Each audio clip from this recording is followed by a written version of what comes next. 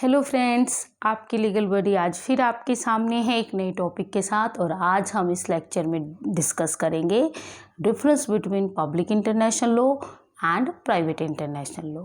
सी, अगर हम एक सिमिलैरिटी की बात करें तो बड़ी ही आसानी से हम देख सकते हैं कि बोथ जो टर्म्स हैं they are containing international aspect, है ना। एक बिल्कुल ही ऑन फेस हमको ये दिखाई दे रहा है कि कुछ तो ऐसा हो रहा है कि इंटरनेशनल एस्पेक्ट उसमें इन्वॉल्व है। That's why these two terms are there. लेकिन अगर हम डिफरेंस की बात करें वो भी टर्म क्लियरली बता रही हैं, क्योंकि though there is international aspect that is common in both the terms, but there is a remarkable difference between the or you can say the area of applicability। क्योंकि एक टर्म में जहाँ private word का इस्तेमाल हो रहा है, दूसरी टर्म में यहाँ पे हो रहा है पब्लिक वर्ड का इस्तेमाल। तो इटसेल्फ जब हम प्राइवेट की बात करते हैं, लिटरल मीनिंग भी यही है, it is dispute between the personal parties. कुछ पर्सनल डिस्प्यूट हो गया बिटवीन टू और मोर देन टू पर्सनस। लेकिन जब हम पब्लिक की बात करते हैं तो पब्लिक एक वेल डिफाइंड पॉपुलेशन नहीं है। इसका मतलब पब्लिक एट लार्ज है, बहुत सारे thousand millions of people are involve in it. तो इसका मतलब क्या है, जब हम प्राइवेट इंटरनेशनल लॉ की बात करते हैं तो these are those cases in which trans border disputes are involve, और you can say one or more than one foreign element is present in that particular dispute. तो वो हो जाएगा प्राइवेट इंटरनेशनल डिस्प्यूट के अंडर डील होने वाली entity. लेकिन जब हम पब्लिक इंटरनेशनल लॉ की बात करते हैं तो ये क्लियरली किस चीज़ को डिपिक्ट करता है, ये पब्लिक को इन्वॉल्व कर रहा है। तो पब्लिक क्या है, वो किसी कंट्री की है। इसका मतलब ये वो डिस्प्यूट या वो ट्रांजैक्शन या एक्शन हो सकते हैं जहाँ इन्वॉल्वमेंट किस चीज़ की हो, टू और मोर देन टू कंट्रीज़ की इन्वॉल्वमेंट हो। यानी कुछ ऐसे इश्यूज़, ऐसी रिलेशनशिप जो कंट्री एट लार्ज को इम्पैक्ट डालती हो, राइट। अगर हम इससे अगले डिफरेंस की तरफ चलें तो हमारा पहला जो क्वेश्चन होगा ना, वही हमारा सेकेंड डिफरेंस जो है उसका आंसर करेगा। जैसे हम ये कह रहे हैं कि प्राइवेट पार्टीज़ के बीच में है, तो क्या प्राइवेट पार्टीज़ के सभी डिस्प्यूट्स प्राइवेट इंटरनेशनल लॉ की एप्लीकेबिलिटी से डील होते हैं, या कुछ रिस्ट्रिक्शन है वहाँ पे। तो क्लियर कट रेस्ट्रिक्शन है, only disputes relating to civil nature are dealt under the private international law. All other that are criminals can not be resolve by application of private international law.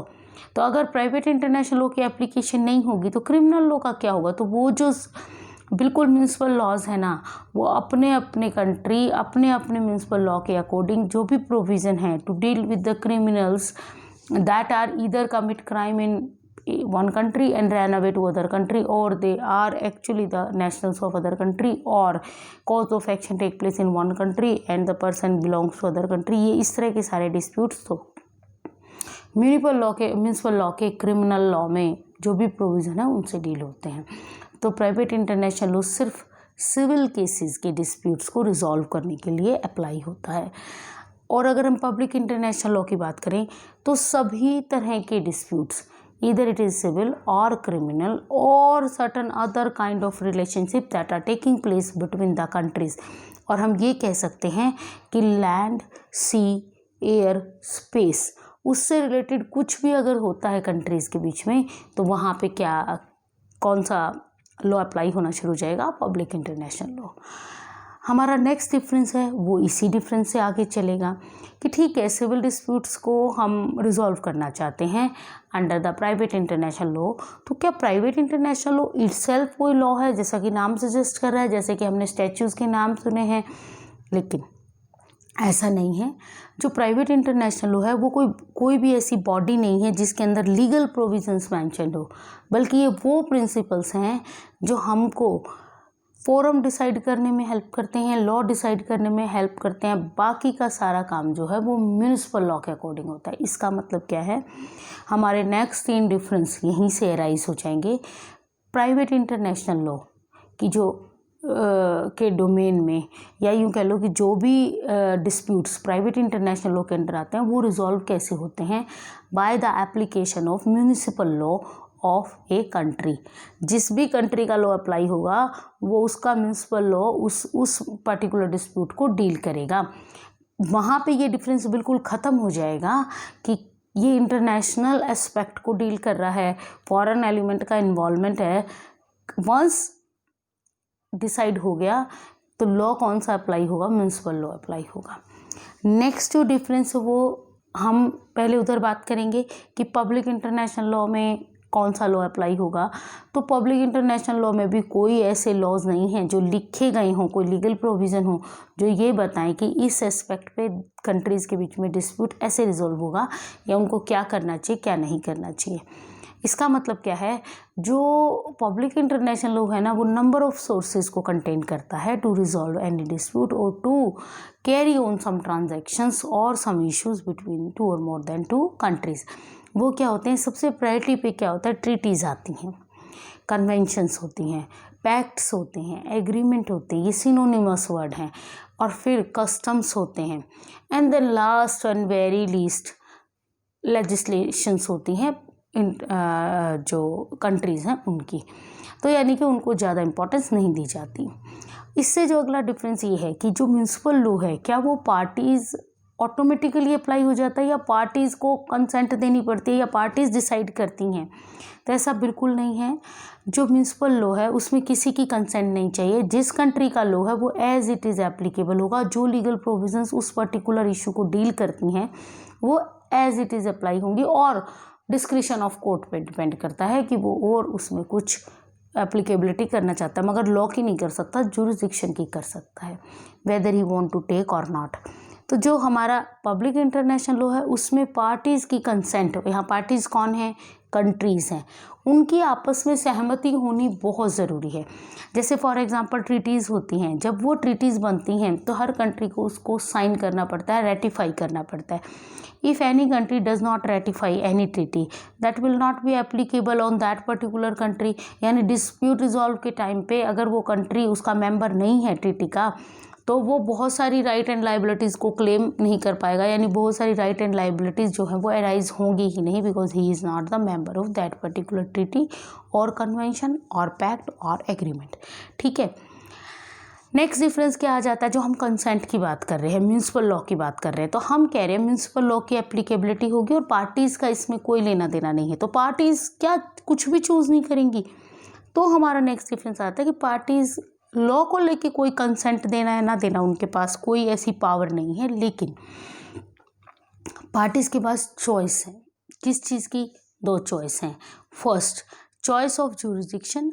Private international law इन्हीं दो aspect को mainly deal करता है। First one क्या है कि forum कौन सा चूज़ करना है, ये पार्टीज़ की चॉइस है, क्योंकि इन्वॉल्वमेंट ऑफ टू और मोर देन टू कंट्रीज़ है तो पार्टीज़ के पास फोरम भी नंबर ऑफ हैं, तो वो कौन से फोरम में प्रोसीड करना चाहता है ये वो चूज़ कर सकता है ऑन सर्टन गिवन प्रिंसिपल्स जो कि प्राइवेट इंटरनेशनल लॉ डील करता है, राइट। जैसे लेक्स फोरी है, लेक्स लोकी है, लेक्स लोकी डोमिसिली है, या लेक्स लोकी डिलिक्टी है। ये बहुत सारे प्रिंसिपल्स और डॉक्ट्राइंस हैं जो हमें ये बताते हैं कि किस फॉरम में हमारा केस जा सकता है। ठीक है। सेकेंडली वो क्या करेंगे, choice of law. Once the forum is decided, the second step क्या हो जाता है कि पार्टीज़ के पास चॉइस है लॉ के एप्लीकेबिलिटी की, कौन से लॉ के अंदर डिसाइड होगा। लेकिन वो ऐसे खाली पार्टीज़ की चॉइस नहीं है, उनको सर्टन प्रिंसिपल्स हैं जो ये बताते हैं कि चॉइस कहाँ पे ओरिजिनेट होती है और कैसे अप्लाई होती है। ठीक है।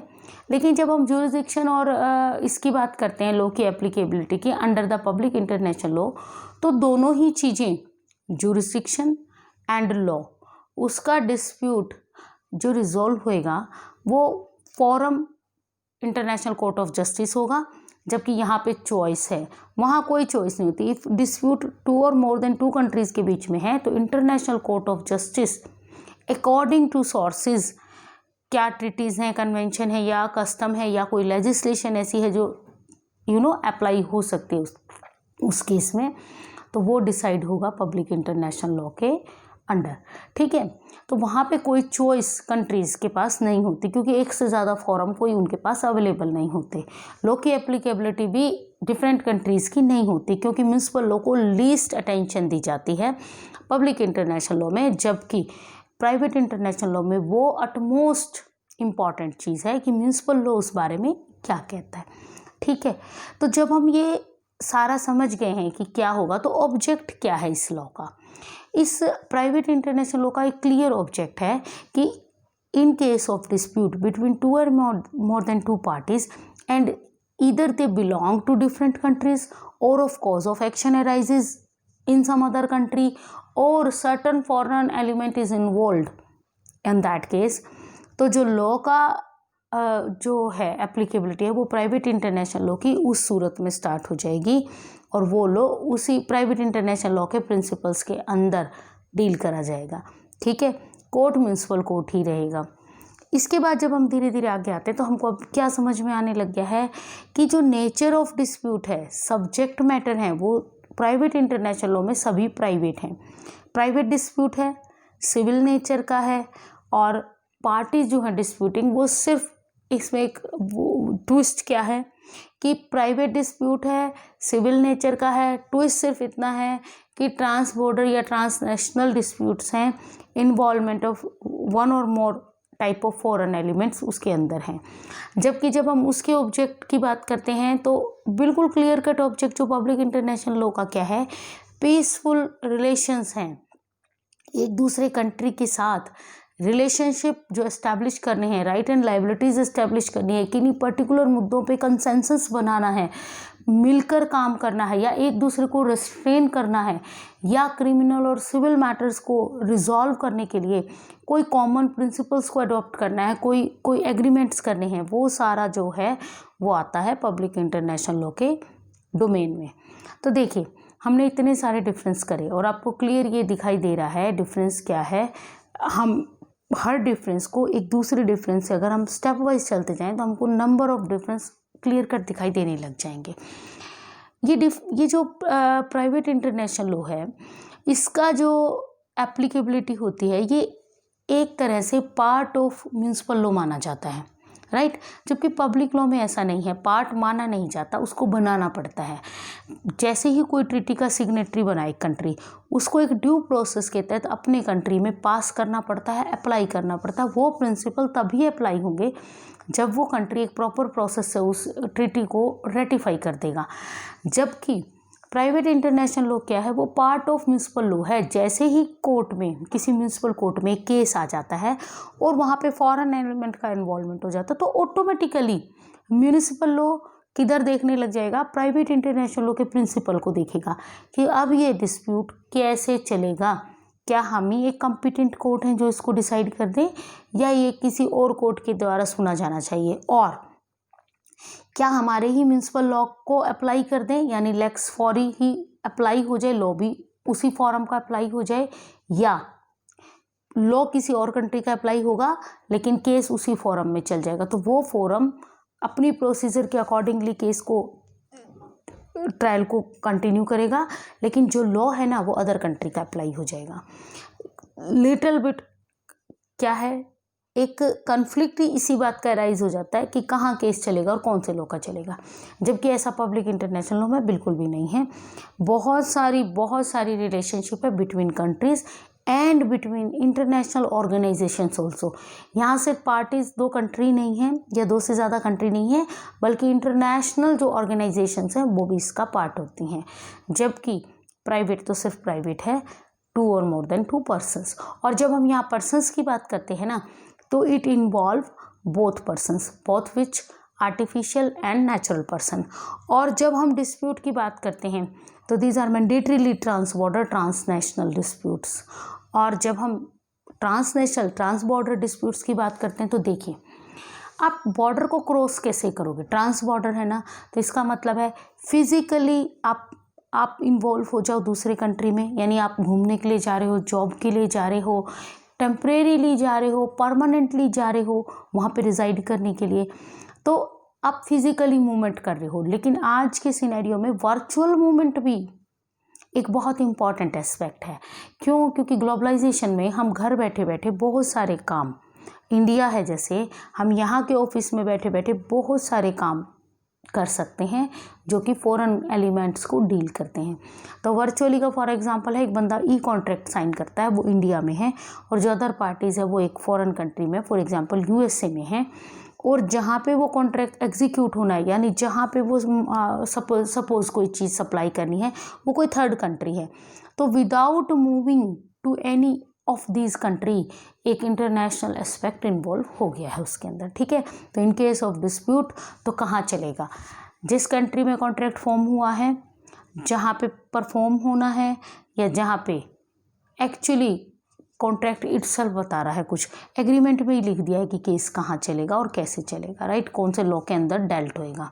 तो ये हमारा जो डिफरेंस है पब्लिक प्राइवेट इंटरनेशनल लॉ में, आई होप आप लोगों को क्लियर हो गया होगा। और हम फिर से मिलेंगे एक नेक्स्ट टॉपिक के साथ। तब तक अपने घरों में रहिए, सेफ रहिए और हेल्दी रहिए, ठीक है। कोरोना से बचिए आप सभी। और हाँ, वीडियो को लाइक कीजिए, सब्सक्राइब कीजिए और नोटिफिकेशन को ऑन कर लीजिए, सो दैट जब भी नेक्स्ट वीडियो हो आपके पास उसका मैसेज आ जाए। Okay dear friends, till then good bye.